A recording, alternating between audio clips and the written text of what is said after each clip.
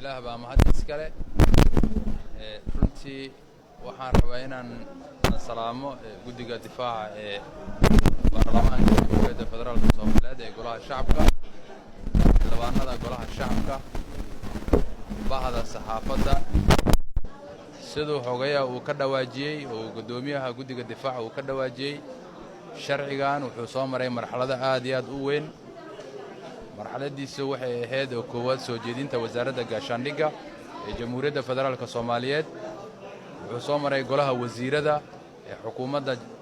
ee Federaalka Soomaaliyeed sidoo kale wuxuu soo maray golaha shacabka ee baarlamaanka kadibna waxaa loo dhiibay guddiga difaaca si ay ugu soo shaqeeyaan ee aragtidooda ay ugu daraan wuxuu kala soo maray akhrinta koowaad wuxuu sidoo kale uu soo maray akhrintii labaad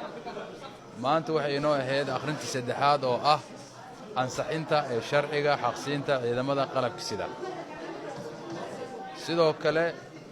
akhrinta labaad markuu soo maray waxaan la wadaagnay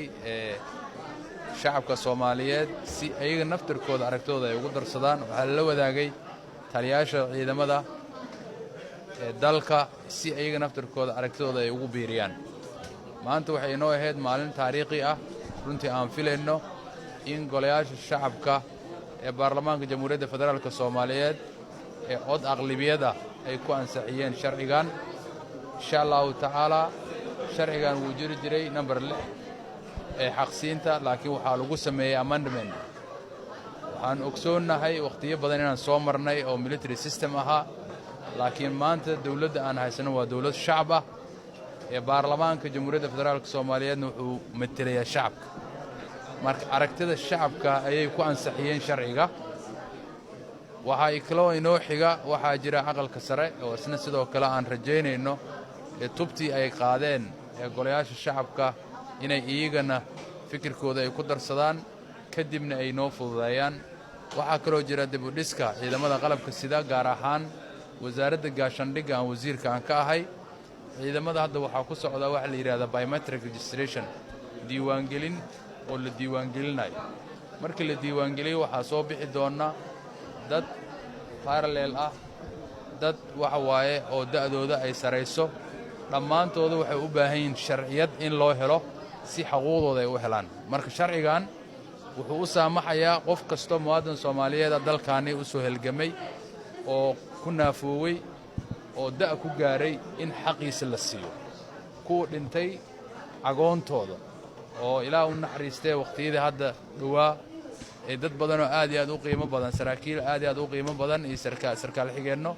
iyo askar runtii naftooda ku waayay ayagoo ku jira shaqadooda waajibaadka qaranka